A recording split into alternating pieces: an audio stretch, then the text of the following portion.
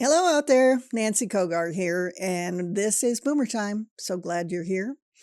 I want to talk about something today related to artificial intelligence. We see AI all over the place, and it seems like it does something new every day, right? So here's a question for you. I'm wondering what you're thinking. Do you think that artificial intelligence can be used to write your will, your last will and testament? Do you think that that would work? Do you think there might be some problems with that? Do you think that that's the solution to your needing a will? I want to know what you think. So think about that, and the answer may surprise you. I'll have that answer coming up in just a few minutes. But first, I wanted to get to some new headlines that I think are important, and I think you should know about these. They do have something to do with AI, also artificial intelligence.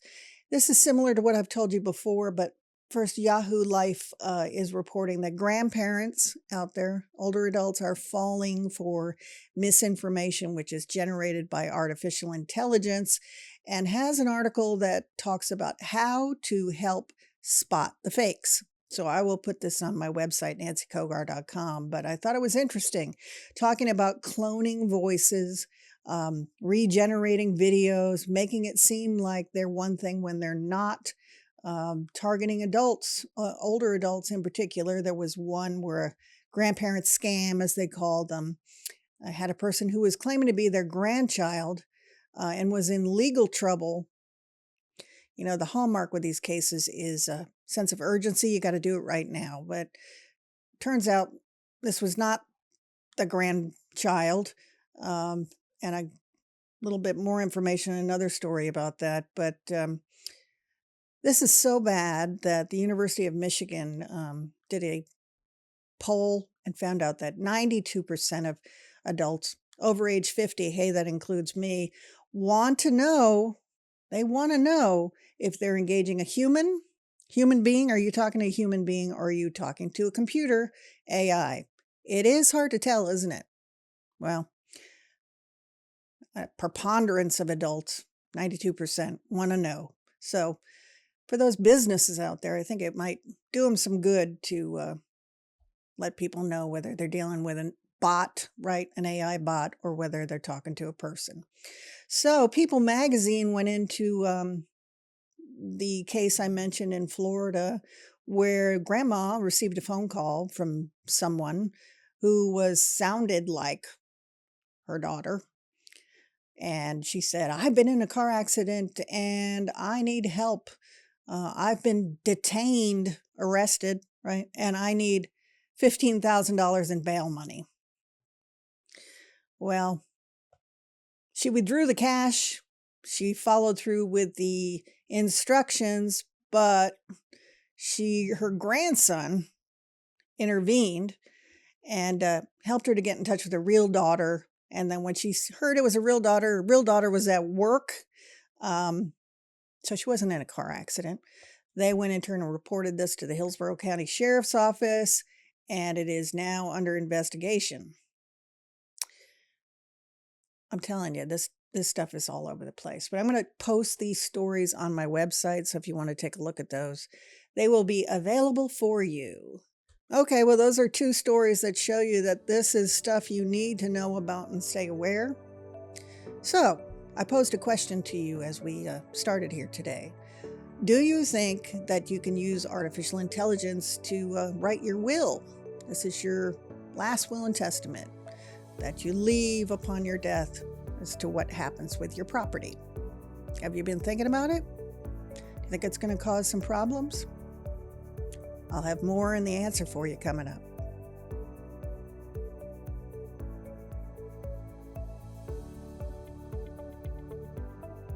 Well, welcome back.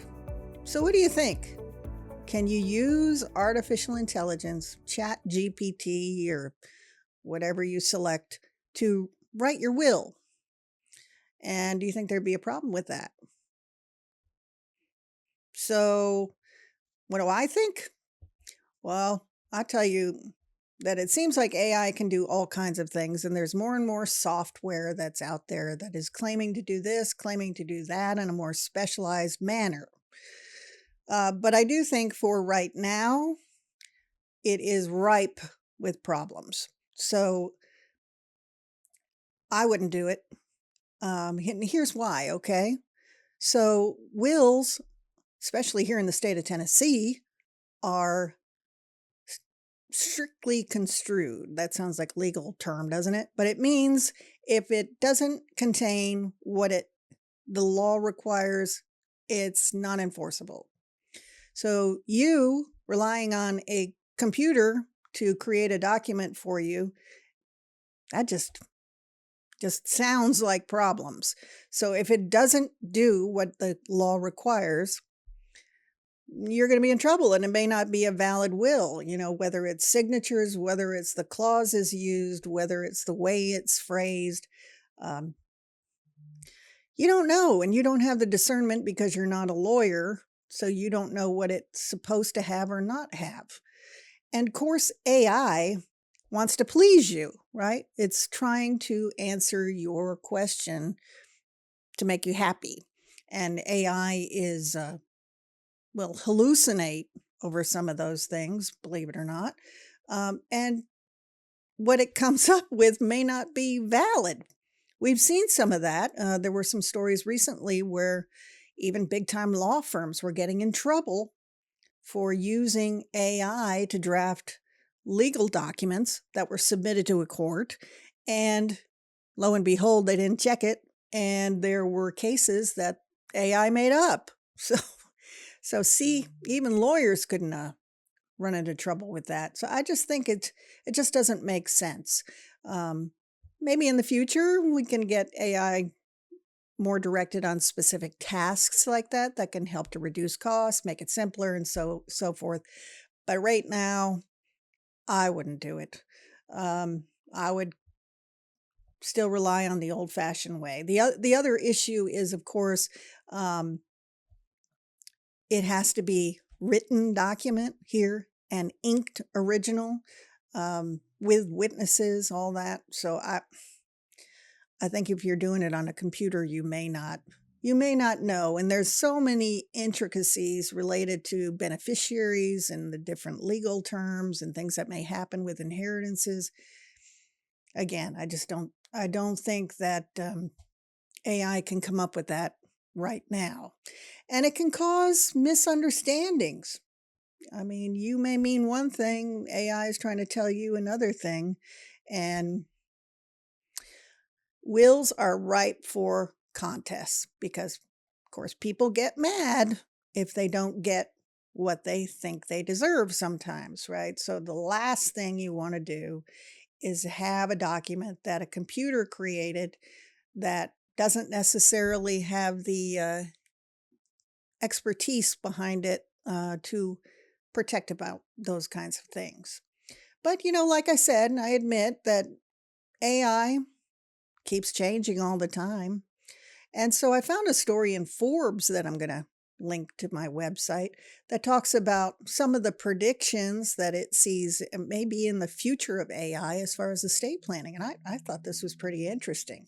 So I always recommend that people update their documents. If you have a big life change, say you get married, say somebody dies, say you've got a new grandkid, you've got somebody that has a special need, you switch jobs, you move, your assets change, all those things deserve a second look and possibly updates to your estate planning documents. So, what if AI could help you do that more seamlessly? Hey, I think that's a great idea. I would rather you have an updated document that was enforceable than an outdated document. That may cause problems. But, we need to look at how it's going to do that. And the same issues apply that I just talked about, which was, what does the law say? What does the law require? How do you discern that if you're not a lawyer? So I think it's got potential, but I don't think it's here yet. AI also won't react to changes Um, it may leave something out. It doesn't know. It doesn't know. And like I said, it's trying to please you. So even if it's not accurate, it may put it in there because you asked for it. So um, I think that the road ahead, as it's stated in this Forbes magazine, is that it may make things simpler. It will absolutely change the way we do things. Like I said, they're using AI now um, in lots of different ways with the legal industry. Sometimes it gets them in trouble, um, but I do think things are going to change. So this is something I'm going to keep an eye on. But I'm going to leave this Forbes article up for your consideration, and that will be on nancycogar.com. And remember to like and subscribe because we want to get that information out to more people, including the podcast itself. Um, I think that that's important. So, should you use AI to write your will, like I said? Um, I do think that it's worth discussing with an estate planning attorney. I think that they should have some views on it. I just think, generally speaking, families and people are so complex, and it's not one thing happens to the other. It's an assortment of things, right, that can be involved. And I just don't think AI is detailed oriented enough to come up with those things. Like if you've got a blended family, you've got minor kids, you've got a family owned business, say you've got something going on with a special needs child, all those things vary from state to state. So just sounds like a big nightmare to me. But if it does become available, of course, I will tell you that if I find something that I think is absolutely spot on. But I don't think we're there yet. So what did you think? What was your response? Were you close? Were you far out? Did you get it wrong? Well, it's okay. If you want to share what you thought, you can reach out to me at nancycogar.com. Let me know. I'd be interested to see what you've got to say about that. Here's another question for you, right? The law is all about circumstances, but what if I did this, right? Well, what if you had a will created on AI and then you took it down to me to look at and see if it was accurate? Well, I think that's the same thing as when people give me a handwritten will and they say, will this work? Or if they've got some other kind of computerized created document and they say, will this work? Is this valid?